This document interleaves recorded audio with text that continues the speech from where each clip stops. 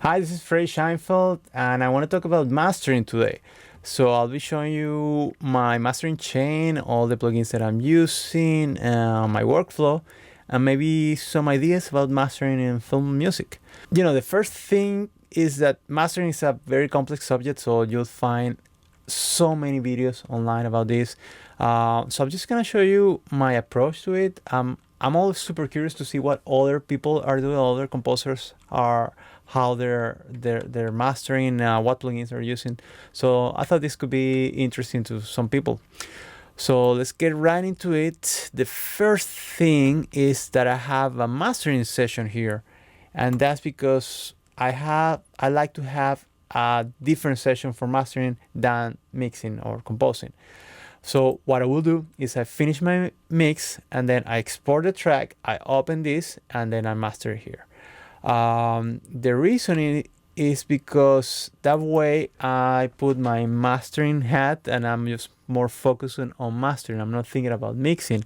Also, there's a little bit of space between both. After I finish my mix, I'll take a break, I rest my ears, so you're gonna be a little bit more objective while doing this. Of course, this is not always doable. Sometimes it's not realistic because you're just working so fast on your session, so you want to master right in your mixing session. And I'll do that too. I'll just export these tracks here, this track with all my mastering chain, and I'll just master quickly on my mixing session. Ideally, of course, I'd rather do this if I have time, but I would say it's like 50-50 or so. So, the first thing, I have my master bus with all the mastering plugins, but I also have a few other things on my stereo out just after these plugins here. This won't affect the mix. These are just for metering and some other stuff that I'll show you in a bit. So let's start actually right here at the end. So my last plugin is just a metering plugin. This is the T-Rax SS metering. And it's very cool because it's free. These are very simple plugins. I think today most DAW already have all these features, so you don't need to get one. I got this one a long time when Cubase didn't have it. Cubase 11 now has a very nice metering plugin, so you don't really need this one here. But it's cool. It's very useful and it's free, and it has a nice feature I want to show you. It's a loudness suggestion thing here, where you can choose the style and it's kind of suggest how loud that mix should be. So it's a nice reference. I'm sure it's super subjective, but it kind of at least give you a guide. So let's keep going. So the next thing, I have a little BU meter. I'm not using it as much these days, but it's nice. Kind of gives you the same display as a console, as an analog console. Now the next thing is this really cool plugins called Magic AB. There are many plugins that do this task here, but I like this one. So what it does is that it lets you import a bunch of different tracks that you like, and so you can use as a reference mixes. So you have all these slots, just import it in there, and then you can set up the volumes on each one, so you kind of match your mix here, so you can compare at the same level. So you hear, for instance, this one. So you see, you can A/B with your mix. I don't have anything loaded on my mix. I don't think I really need it for this video, but you can just A/B and compare and then match the volume, so you make sure both are close as far as the loudness, so you can compare, whatever issues you wanna check, EQing or whatever. So this is really cool. You should be doing this anyway, especially if you're a mastering engineer. It's always good to compare to other mixes. And this is much better than just having iTunes or QuickTime or whatever external player, because it's just gonna be a little bit easier to set up and faster. And then you can save all these presets of tracks. For instance, this preset here, I think it shows heavy metal tracks, but you can load a bunch of different stuff. And okay, so let's move on. next, okay, so now we're in a mastering change. I'm gonna skip this one, by the way. This is called Perception. This is a really cool mastering plugin, but I'll explain what it is later because it's very, very particular. It's not everybody needs it, but I would recommend it. So, okay, let's go in order here. The first thing I have in my master bus is this compressor here. It's just the SSL wave compressor, and this is just to add a little bit of glue to my mix. You can really use many other compressors for this, and you know, I'm not really pushing it too much. I just have a low ratio, slow attack, and I will only compress it 1 or 2 dBs. Nothing too much. Again, it's just to get a little bit of glue, and I don't want to affect the mix too much. And another thing I want to mention that's related to this is that you'll see that I have several compressors here, and that's basically just adding a little bit of compression every time you can, instead of having a couple of plugins and pushing them a lot and trying to compress the whole thing. That way, if you don't push these plugins, you just add a little bit of compression with each one. You're actually gonna get more loudness. You're gonna get a louder mix, and it's gonna be cleaner too because you won't get as much artifacts and problems. There's a long explanation for why you should be doing this, but I definitely recommend it. And this is cool for also when you're mixing, you know, even for EQs, even it's always okay to have the same instead of the same EQ again after, and just do subtle movement. A lot of big engineers do that.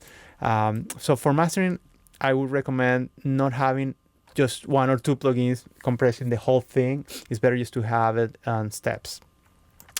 So the next thing is Isotope Ozone Suite. I think a lot of people know this. A lot of people use this. I actually have 2 instances. I have one here and one at the end. You see the other one later. And the first thing I'm using here is the EQ. I normally filter out the really, really low frequencies. They're 25, 20, whatever, just to make the mix a little bit cleaner. And then I might EQ other things if I hear like really obvious problems that I can fix. But I like just to let it like this and hear what happened with all the other effects, because once I start adding compression, sometimes that's gonna fix some of my issues right away. So then I have another cue that I'll show you later where I do the fine tuning. The next thing is the dynamics effects. This is just a multi-band compressor. So for me, it's very useful when I had a low effects that are very loud. That's usually the reason I use this. For instance, like low booms, and then I can just compress those a little bit without affecting the rest of the mix. And that's very useful because if you just compress the whole thing, like for instance with the SL compressor that I showed you before, the problem is that boom is gonna trigger the compressor, and the whole mix is gonna come down, and you're gonna hear that that pumping sound, and it's really obvious and horrible. So you just wanna compress this particular band. So it works really nice for this kind of troubles. Also sometimes for the snare, it's nice if you have something in the between one on this range here, 1 and 2K, 4K that's a little bit harsh. You can kind of compress it a little bit and fix it. I mean, you can do a lot of destructive compressing here, so you have to be very careful. So that's why I like to use it only if I need to, because it's actually really cool to use it. You know, you can compress a lot and modify the mix and get a lot of volume, a lot of loudness. But if you do it like that at the end of the mix, you're so happy, your mix is sounding super loud, but then you realize there's no dynamic range and it sucks. It can also change a lot the overall sound. So you have to be very comfortable with this one. Okay, next, that's it. I don't use the imager. So next thing, I have this little plugin, also from T-Rex. It's a soft clipper. So this is a nice type of compression, I guess. But it's not compression really, it's just clipping whatever it's above certain rates. It's almost like a limited, but it's more like when you're normalizing and then you just cut. Let's say you normalize over 1 decibel instead of 0. Whatever you go over that is just gonna be clipped, right? And it's gonna usually sound very distorted. But this can do it in a way that it's not gonna be as distorted. It's gonna be much cleaner. So you can apply that clip. It's very useful when you have some transients that are really annoying on your mix, that are just too loud and compared to everything else. Usually with snares, that can be an issue, and you can tame it here and just get 1 or 2 decibels, and that way your whole mix is gonna sound a little bit louder, and you don't have that thing that is sticking out so much. So it's another way to gain a couple of decibels in your mix. So the next thing I have this virtual mix rack from Slate. I really like these plugins.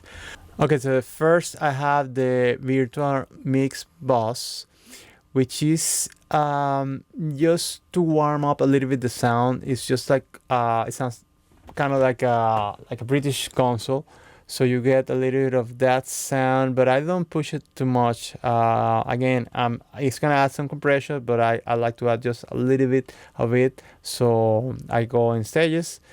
Then the next thing, I have the Revival. I think that's a free plugin from Slate. It comes with the with the rack. I'm not 100% sure, but I think so. So this is really cool. You can add shimmer, so which is basically a high frequency EQ. But it's nice because for mastering it's just super useful. You usually need to add a little of this so you get some more air and some more shiny on top. You have to be careful. If you add too much, it can get really harsh. And then you have the thickness, which is, it's kind of cool. It's kind of round everything down there, and you can push a little bit the bass in general. Again, it's like an EQ, but it sounds really good. You have to be very careful, of course. If you add too much, you can get everything sounding very boomy. But it's nice because it's gonna round up a little bit. It's gonna smooth out a little bit the basses as well. Okay, so next thing, I have this trimmer here. It's just a volume control, really. What it does is that it's just gonna trim a little bit of the volume that I'm gaining by using these plugins, because especially this one, the virtual mix bus actually has it can compensate. If you add more, it's just gonna lower the output a little bit. But the Revival, for instance, or many other plugins, they're gonna add decibels to your mix. So you wanna be very careful, because then, as everybody knows, if you add volume to a mix, it sounds better to you, but it doesn't mean it's better. It's if you start comparing to your original track, yeah, it sounds better because it's louder. So I like to just trim it a little bit so you keep hearing things at the same level.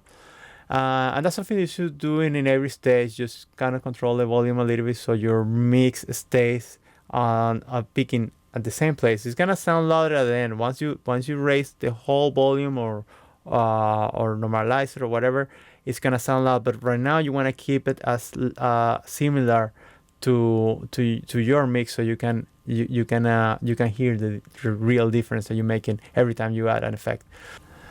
Okay, so next thing, I have the Clariphonic parallel equalizer. So this is a really cool plugin. I really recommend it. I love the things that this company does.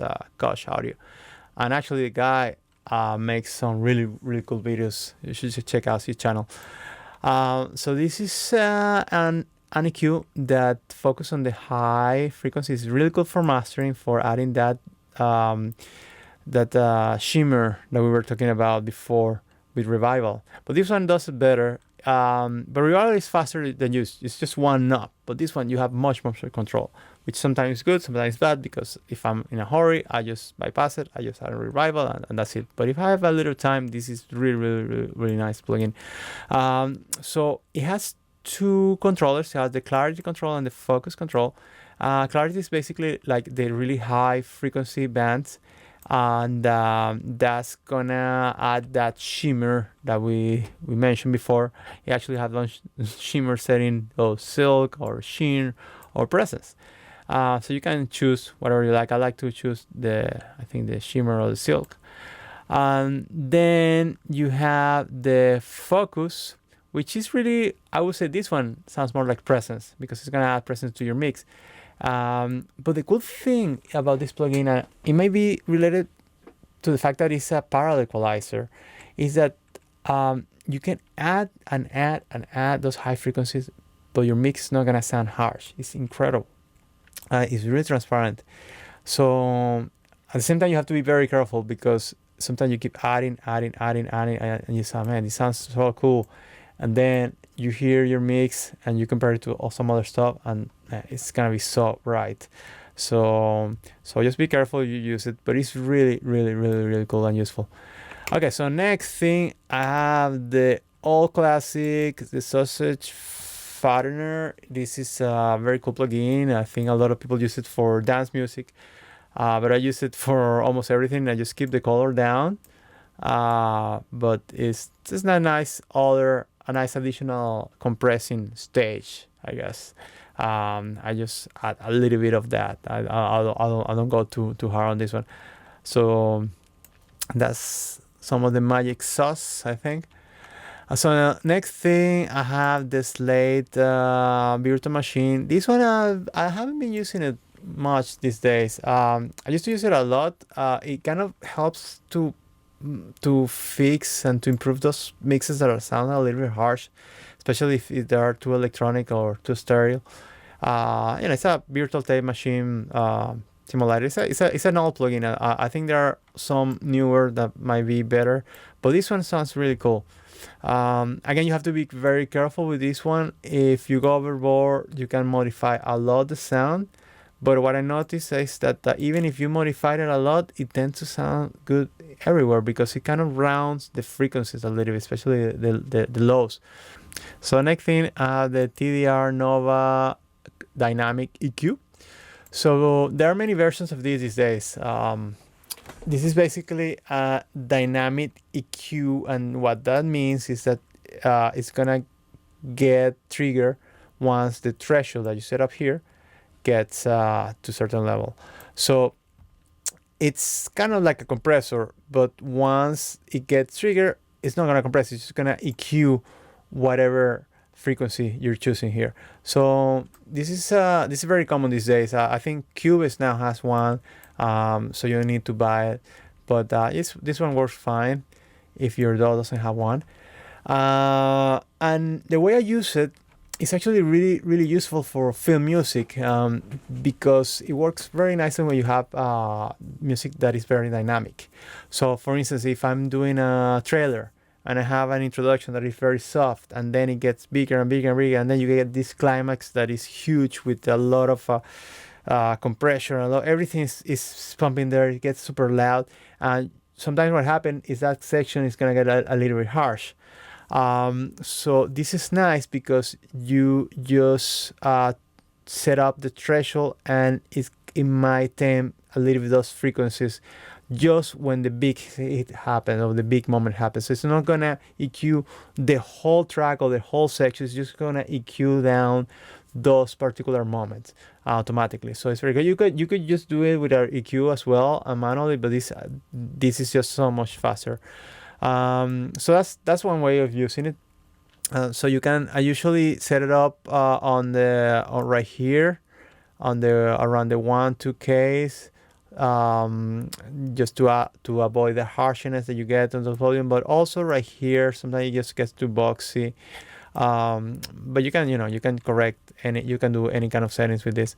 So next thing, the last plugin on the master bus is the Isotop again, and here I have IQ, and on this one I'll do some surgery. Then I'll try to round up the basses a little bit. Usually I need to do that so everything is a little bit more smoother. These are, sometimes I get a little bit of the around 1K and just to avoid a little bit of hardness to get that scoop down here if needed. And that's it. It kind of depends, this EQing depends a lot also on what effects you're using here. I'm not using all these effects all the time, but they're gonna add some different. For instance, if you're using the Slate digital tape machine, it tends to add some bass, so you normally have to compensate a little bit here. Okay, so the last one is the maximizer. This is the last stage, and this is just the last limiting I'm gonna be applying to the mix. By this time, the mix is already sounding pretty loud. I already add a few decibels, so I'll just go and add maybe 2 or 3 decibels depending on what I'm doing. You can also set the ceiling here, which is how loud the maximum amount of volume you're gonna get out of that mix, and you should turn this on, the true peak limiting, if you're exporting that later on to an MP3 and stuff like that, just to avoid other kind of distortions. And what else? Also I like to use the Dither, which you should be using. You should be depending on what how you want to export it. You're gonna do a 24, 16 bits, or whatever. And that's pretty much it. That's the last step. Okay, so one more thing. This plugin here is called Perception. So I recommend this a lot because you remember what I was saying about keeping the loudness the same while you're mastering. Basically, just to make sure that every time you add plugins, every time you add an effect, your mix doesn't start sounding louder and louder. So it's going to be very hard to reference with your original. So you might be thinking everything's sounding better, and because you added some EQ, and actually it's just adding some volume. It's just not doing much. Actually, it might be even sounding worse, just louder. Once you compare it to your mix, you'll realize, then it's not as good. So this does that automatically. This is gonna keep your loudness on check, and the way it does it is that you have this is a plugin. It's like 2-part plugin. So you have this here, which is the input, and this is the first part of the plugin. So you're gonna add this little plugin on your track, and that's gonna be before your master bus, so before all these effects. That way you're feeding Perception with that signal, and he knows exactly how the mix sounds without all these effects. Then you add it here. This is the post effects instance of Perception, and now he's listening all the stuff that happened after your master bus. So the cool thing about it is, since he knows this boss level, he can automatically compensate the mix. So once you do bypass effects, basically it's bypassing all these effects but keeping the volume the same. So this is really cool, because every time you add a new effect or a new setting, you can just bypass effects by using Perception instead of the actual effect, and it's gonna bypass it, but it's also gonna keep the loudness. So that way you can really hear what's happening, because you're gonna listen to both mixes at the same volume, so you can compare apples to apples. So it keeps things honest. So I recommend it. It's very cool. It's not so easy to set up at first, but because you have to kind of be syncing a few times just to make sure the volumes are always the same. But once you set it up, it's really cool and really useful. So that's it, I think. So that's more or less my system. Again, I don't use all these plugins at the same time. Lately, I've been using some of the compressors that Cubase has. So they're actually pretty cool. So yeah, there you have it. That's my master chain. Again, I don't use all these effects all the time, but this is a nice and complete place to start. So thank you, and let me know if you have any questions in the comments. I'll try to reply to you. and ideas about other videos. I haven't done one in a while, so I thought I would do. So let me know if you have any other suggestions. Thank you.